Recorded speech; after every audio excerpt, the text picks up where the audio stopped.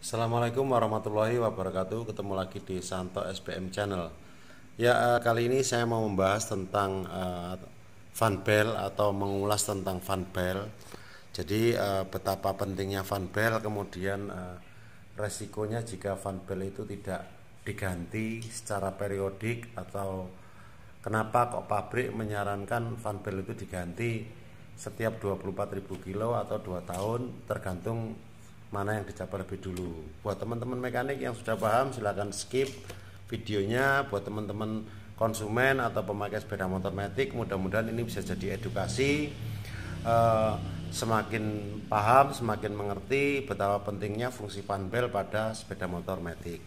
Ya, kita ulas di istilahnya apa ya, materinya ya. Jadi biar sama-sama enak, karena sumbernya jelas, sumbernya dari pabrikan, jadi yang benar seperti ini. Oke, kita simak videonya. Teman-teman, ini penjelasannya tentang fan belt ya. Jadi ini ada istilahnya apa ya, elastisitas drift belt menurun akibat umur pemakaian. Jadi elastisitas itu ya, fan belt itu kan terbuat dari karet, nilon, ya istilahnya berbentuk ada kelenturan ya. Jadi ketika dia umurnya sudah lama, maka elastisitasnya berkurang.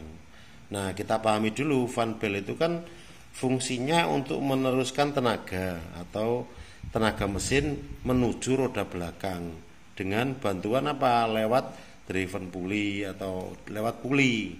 Jadi ketika sepeda motor itu sering dipakai atau dipakai secara rutin, maka fan belt itu disarankan dari pabrikan dilakukan penggantian setiap 24.000 kilo atau 2 tahun. Nah, ini atau itu kalau orang yang nggak paham kan dianggap itu sebuah pilihan 2 tahun atau 24.000 kilometer. Nah, pengertiannya gini. Jadi ini ada keterangannya, karena dalam kurungnya 2 tahun atau 24.000 kilo.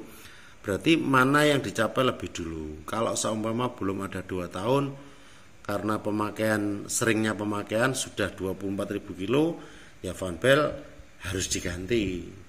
Kalau jarang dipakai tapi sudah masanya 2 tahun atau sudah lamanya sudah 2 tahun sepeda motor tersebut, maka fan beltnya juga harus diganti.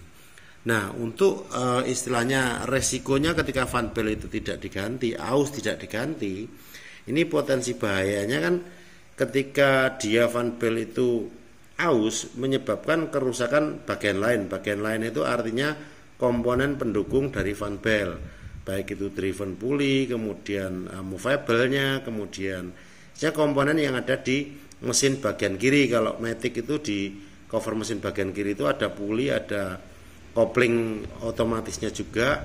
Jadi ketika fan belt itu aus nggak diganti, kemungkinan akan berakibat juga terhadap roller, kemudian movable-nya, bahasa tekniknya ya. Bahasa bengkelnya atau bahasa umumnya ya wis, area CVT itu akan bermasalah ketika fan belt aus tidak diganti. Yang pertama. Yang kedua, resikonya putus. Nah, kalau ketika putus, teman-teman kalau mengabaikan fan belt ini saat jalan kemudian fan beltnya putus, dimungkinkan itu bisa terjadi kecelakaan. Karena apa?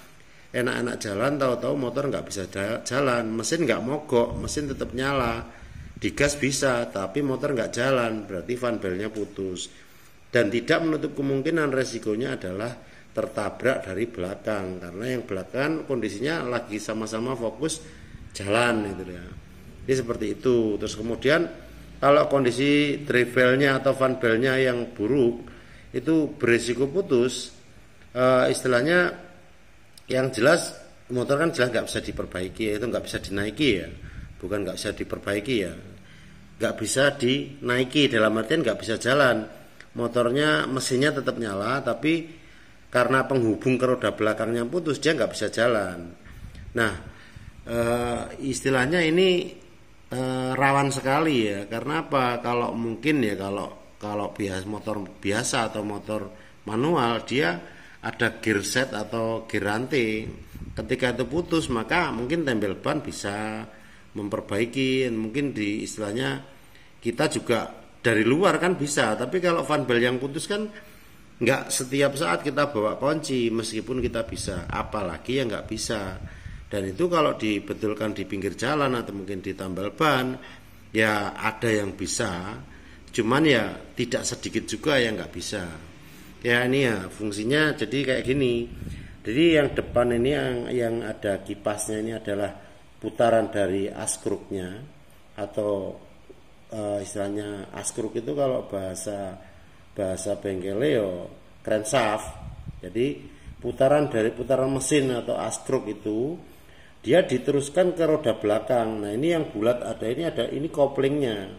Jadi nanti kopling otomatisnya bekerja berdasarkan putaran mesin.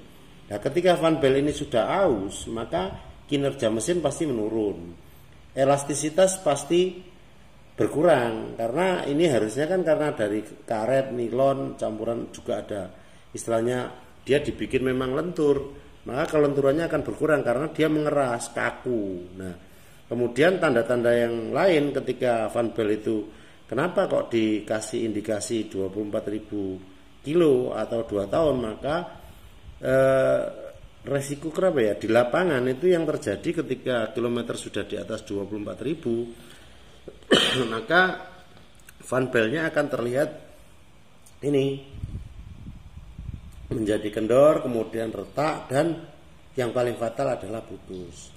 Oke ya teman-teman, mungkin itu sekilas, tapi yang jelas informasi sesaat ini atau informasi yang sebentar ini mudah-mudahan bisa menambah edukasi buat konsumen yang belum tahu tentang fungsi fan belt. Oke, terima kasih, mudah-mudahan ada manfaatnya. Wassalamualaikum warahmatullahi wabarakatuh.